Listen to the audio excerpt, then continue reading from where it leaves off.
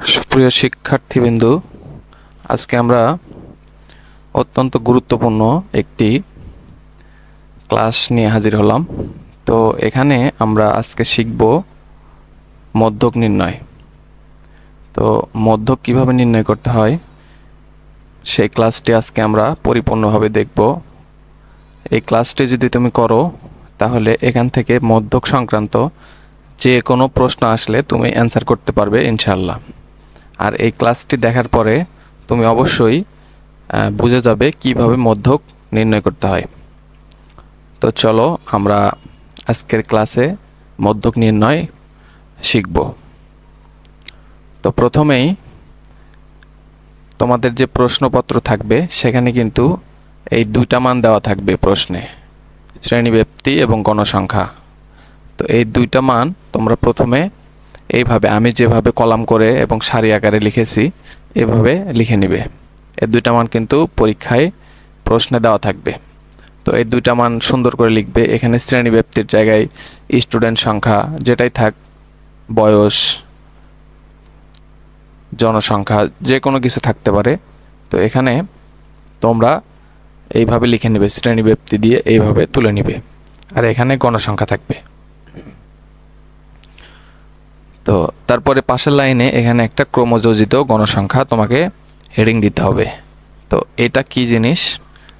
এটা হচ্ছে আমাদের ক্রমান্বয়ে যোগ করতে হবে।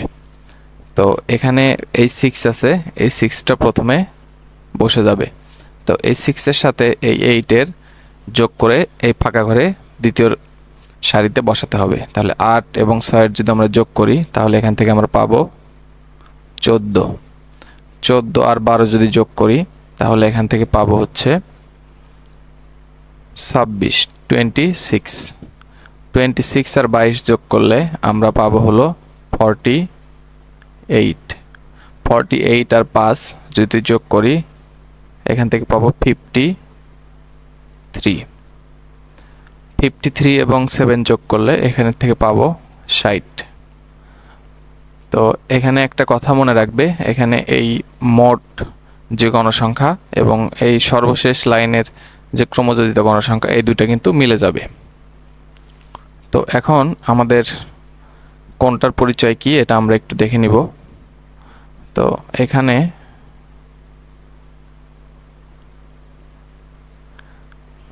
n/2 যদি আমরা বের করি তাহলে এখানে হবে 60, n এর মান হলো 60 ডিভাইডেড বাই 2, এটা হবে হলো 30। তাহলে 30তম যে পদ, 30তম পদই হলো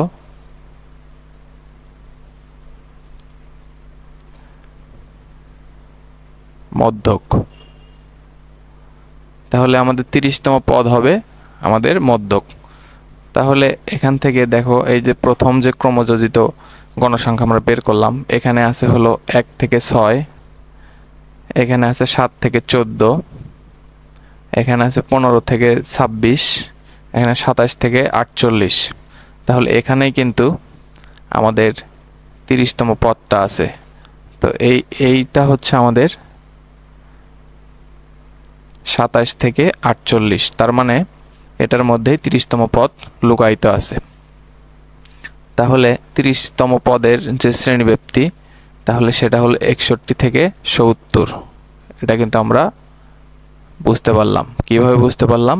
ক্রমযোজিত গণসংখ্যার মাধ্যমে আমরা বুঝতে পারলাম।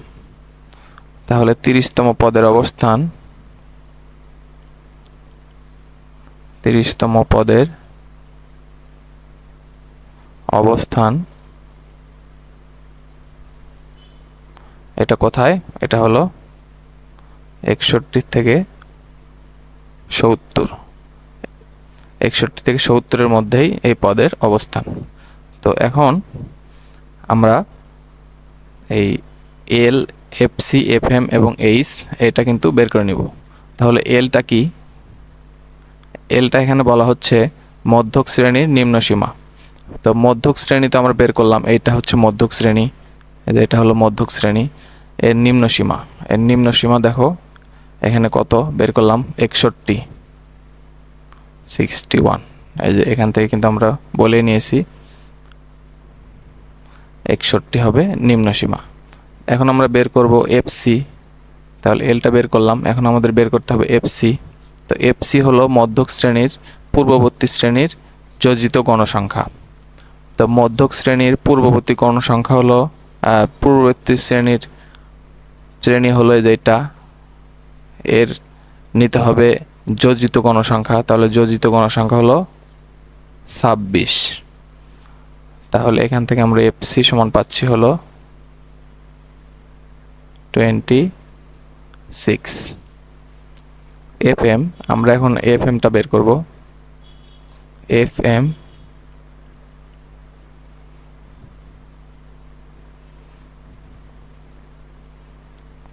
এফএম সমান কি বলা হচ্ছে, মধ্যক শ্রেণীর গণসংখ্যা। তো মধ্যক শ্রেণী হলো এটা, তার গণসংখ্যা হবে 22। এটা হলো 22। তারপরে আমরা বের করব হলো এইচ।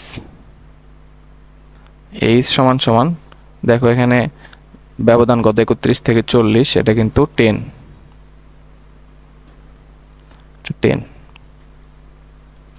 তো এখন আমরা এখানে মান বসাবো। আমরা যে মানগুলো পেলাম, এল পেলাম 61 প্লাস n/2, n এর মান হলো 60/2 মাইনাস এফসি 26 গুণন এইচ এর মান হলো 10 আর এফএম হলো 22। তো দেখো এটা যদি তোমরা হিসাব করো তাহলে পাবে, আমি একটু ক্যালকুলেটরে হিসাব করে আবার বলছি।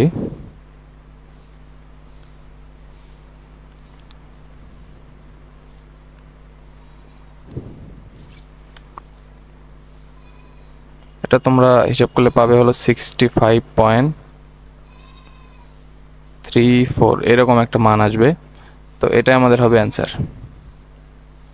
তো তোমরা বিষয়টা বুঝতে পারলে কিনা? আমরা খুব সহজেই মধ্যক নির্ণয় করলাম।